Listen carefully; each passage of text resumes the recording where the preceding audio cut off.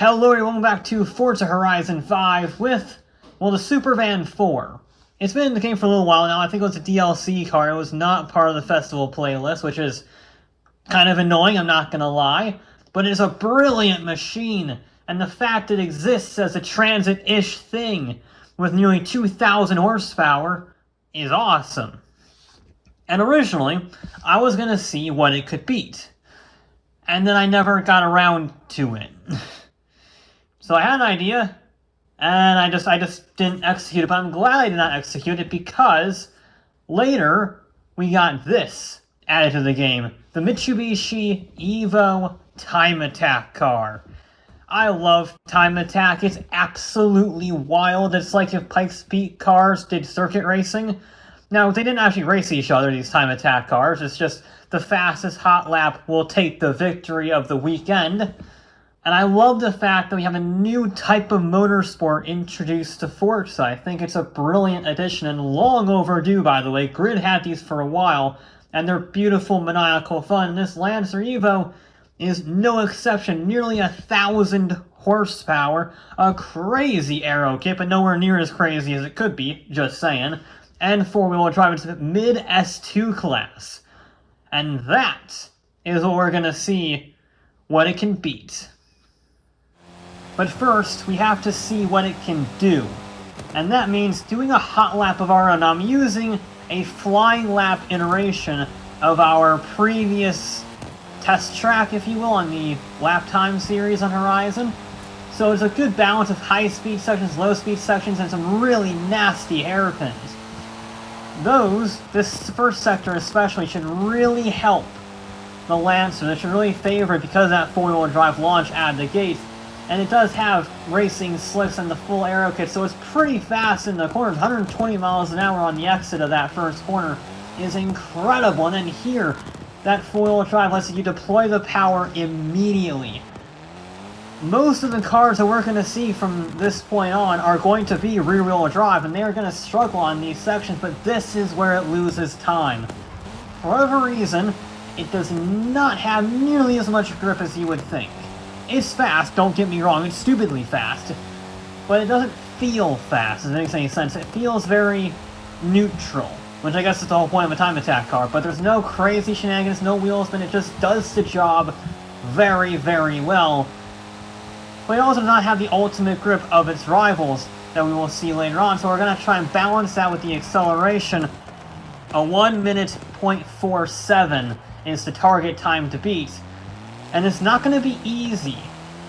Now, something like this Sierra Alpha Hill Climb car should beat the EVO pretty handedly, okay? The EVO is 967 PI, this is 86 PI.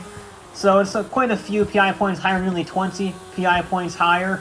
Less horsepower, 600 horsepower, but it weighs just over 1,000 pounds, and it has that ridiculous aero kit. So it is designed properly for Pikes Peak. And it's a bit of a little beast.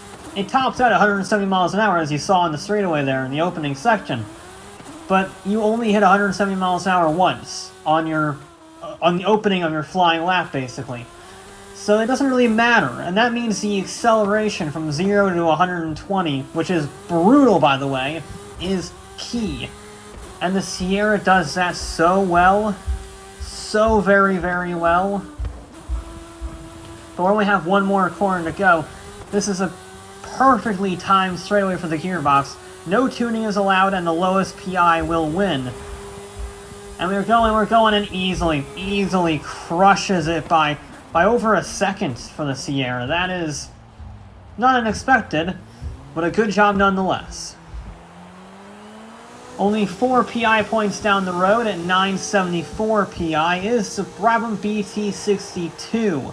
A car that's pretty much in heaven right now. This thing may not have much top speed or acceleration, but its cornering speed is second to none for pretty much everything in this game. It might be one of the best handling cars in this entire game. It's so stable. It's so plenty. You can carry stupendous speed, but you do have to push it really hard in order to get the most of it because, again, it only has about 700 horsepower.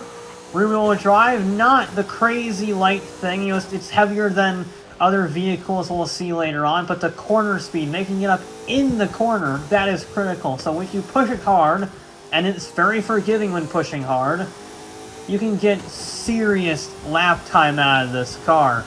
It's uncanny how fast it is around these corners. But then we come to a straightaway, and it sort of cries a little bit. It's not about as fast as the hill climb car, the Sierra, but flat out around the final corner is impressive across the line. A sub 59, my god. That destroyed everything, but especially the Time Attack EVO. Next up is our first road car. Not that road car is really an apt word for this. The Aston Martin Valkyrie is basically as far away from a road car as you can possibly get while still being legal. How it's legal, I do not know. It doesn't look legal, but it is, because Adrian Newey is a madman. Naturally aspirated V12, 1,000 horsepower with a hybrid system for good measure. Rear-wheel drive, not great.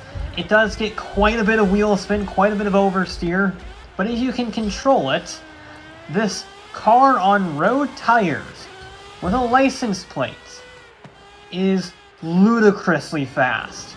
I mean, the acceleration helps it a lot. It does not have the same sheer cornering speed or the stability as cars we've seen before, or certainly later on. But that 90% as good cornering speed with the brutal acceleration from the hybrid V12 means it's a force to be reckoned with around this track. And indeed, it is going incredibly quickly on the final corner. A little bit of a lift as we blast across the line. Yeah, a sub 1 minute 59.8 from the Aston Martin. So it too beats the Mitsubishi, but it's also quite a bit higher in PI. Now the Koenigsegg is the first car that is actually lower in PI than the Mitsubishi. Not much lower. The Mitsubishi is 67 PI, this is 965, the CCGT. Very similar in terms of acceleration and feeling through the corners. However, this is just faster through the corners. So it may lose a fair bit of time on this opening section trying to put its power down. But once it gets going in the second half of this run, it can just pull and pull and pull. This is another phenomenal handling car. Maybe too good for what it is.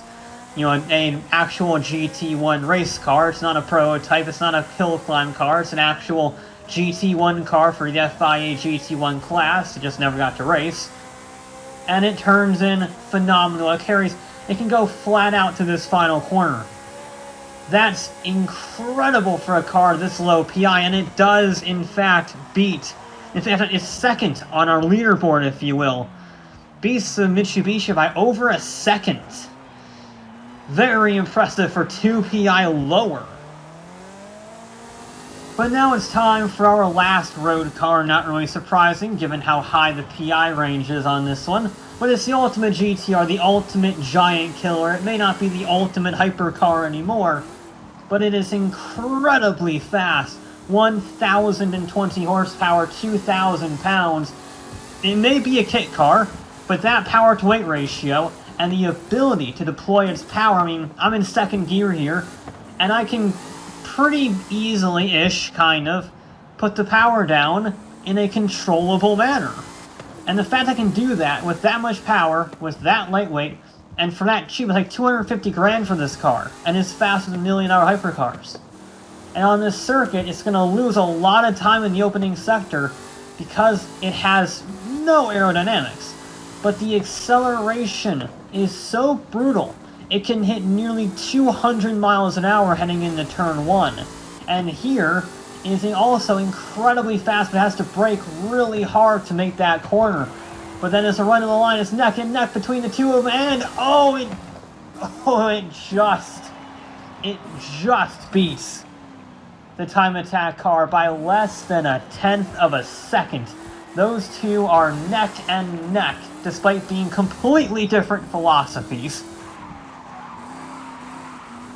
Next up is a previous king of the Nürburgring, the Pagani Zonda R 959 Pi, massive AMG V12 racing slicks, crazy aerodynamics, and one of the best sounding cars ever made. It's glorious in every way. It's perfect Pagani's craziness. Saying that, I don't really like how it drives, if I'm honest. Compared to the Huayra R from the later track-only version, it has a lot more push in the corners than that car. The Huayra could just dart in. The Zonda does feel quite old, because it is quite old. It's almost 15 years old, the Zonda R, which is weird to say, but time is that annoying linear way, isn't it? So it does definitely feel a bit dated in the handling department, but it is still a track-only hypercar, so we'll see if it can beat the Mitsubishi. It can't even beat the Ultima. The Ultima, the road legal car, beats Pagani Zonda R. Kind of disappointing from the Pagani, not gonna lie. What, you thought the van at the opening was just that, a red herring? I wasn't going to use it? No, of course I was going to use the Super Van 4. It's a Super Van 4. It's nearly 2,000 horsepower all-electric minivan. Except it's not a van in any way, shape, or form. It's a space frame van-ish thing. It's glorious. It nearly won Pikes Peak last year. It's an incredible machine. It holds the Bathurst Mount Panorama lap record. And it's a van, air quotes. If anything can beat that Mitsubishi in the middle of S2 class, 953 Pi is all this thing has, it's probably going to be this. It doesn't have the same handling because it is a heavy all-electric car-ish, but the acceleration is absurd, almost as fast as the Ultima, almost as fast as the Sierra accelerating. And it just keeps pulling, and then it still has the racing slicks, and it's going around the corner. That's a good time. That's faster than the Mitsubishi, and it is well down on PI. The Transit Supervan did not disappoint. It lived up to its name. It lived up to the reputation of its forefathers with their Formula 1 technology in spades. I'm going to be honest, now we're starting to reach a little bit in what we can actually beat the Mitsubishi with, because this is just 931 Pi, so we're quite a bit down. We're over 30 Pi down on the Mitsubishi now, although the KTM Crossbow GT2 is a phenomenal track weapon, one of the fastest GT cars in the game. It's incredibly fast, 600 horsepower, full racing slicks, full aero kit, the whole 9 yards. But it's not that fast. There's nothing really wrong with it, similarly compared to the other vehicles that we'll see later, what we've seen before. But it's just a little bit slower in every category. It's not as good under brakes, not as fast accelerating, it's rear-wheel drive, it doesn't have as much horsepower. So your 9/10ths on everything, your average isn't going to be stellar. And it's just losing time. You can push it as hard as you want, you can get as much oversteer as you want. You saw I was a little bit twitchy there on the exit because I was trying to push really hard. But the KTM is just a bit off. Yeah, 101 is a second slower than the Mitsubishi, almost exactly, actually. Bit of a good fight, but a good fight does not mean that it wins the fight. I did have a few more tricks up my sleeve. One of them being the Porsche Mission R. I figured all-electric, basically a GT car in terms of body kit and incredibly grippy Michelin tires. So maybe that all-electric, all-wheel drive boost out of the corners will just be enough to give it an edge. But it's too heavy. It's just too heavy. The all-electric system just weighs too much. The Transit can get away with it because it has almost, over 3 times as much horsepower as this. When you have 3 times as much horsepower, you can do a lot in terms of performance, and this just doesn't have that. It's far better through the corners. But when you have no acceleration out of them, you're just sort of there, if that makes any sense. it's disappointing. I love the Mission R. It's such a brilliant car. I'm pushing it like mad. I got super close to the wall in that run, but it wasn't enough. It got demolished. I mean, thoroughly trashed by the Mitsubishi. 1.4 seconds off the pace. Not great, and it doesn't bode well for our future competitors. Especially because our competitors is a Ferrari 599 XX. It's only 1 PI lower, and these last two cars I just sort of threw in to see what they would do. I didn't expect them to do much.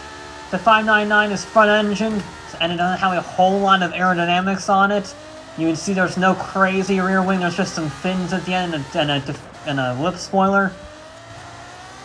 It's just kind of embarrassing, actually, if I'm honest. So, I mean, it's a brilliant car. I think it looks amazing, it sounds amazing. If I saw it in real life, I think I would jump out of my chair. But as a race car, in this competition, it's miles off of the mark. Especially for being an unlimited track toy, the fact that this isn't road legal and isn't race legal kind of makes it even a little bit more embarrassing that it can't compete with these guys. And it is a long way off, over 2.4 seconds off the pace. 2.4 seconds is a long bloody way to be off the pace. And for our final car, I did a GT2 car, I did a GT1 car, so I figured I should do a GT3 car, especially because the DLC pack did come out. The BMW M8 GTE.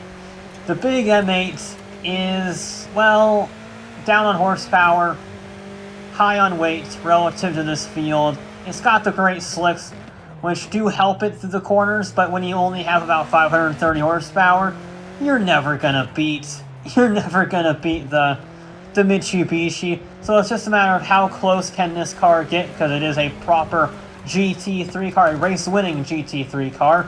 Didn't win anything more than a few races, but you know, it's a decent effort in the GTE class. Oh, I wish it was faster, but it just, again, like the KTM, it's just lacking a little bit everywhere. I love how it drives. There's a big difference between liking how it drives and it driving quickly, i.e. the Ultima GTR or the Transit Supervan. It's faster than the 599, but that's not saying very much. And it is on to our leaderboard. The Braam took a dominant victory, half a second faster than second place, the Conex CCGT, which in turn is half a second faster than the Sierra Alpha Hill Climb car. Those top three were in a different league.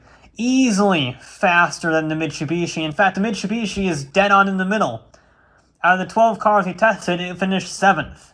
Which isn't great in principle, you know, in position-wise, finishing 7th, but looking at the competition that it had, it did a very good job considering it was at one point a base model Mitsubishi Lancer EVO.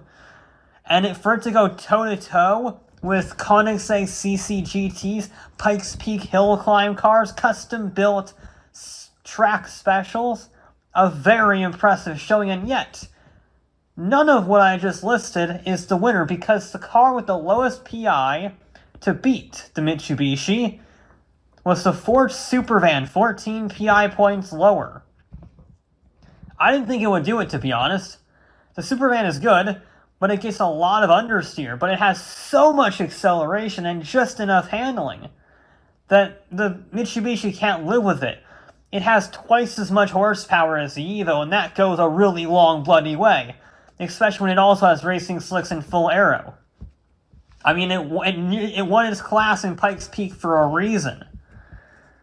It's a phenomenal vehicle, but arguably almost as phenomenal, the Ultima GTR continuing its legend as the Titan Killer, the underdog, the road legal kit car that beats hypercars and track specials to a pulp. Beating the Time Attack car and in turn the time attack car beating the Pagani Zonda are things that I did not expect to see. I thought the Zonda would do really well, but it kind of disappointed. The Supervan and the Mitsubishi didn't feel particularly special when it came to lap time. There wasn't any crazy drag race launches out of the corners. It was all very gradual, very composed, very organized.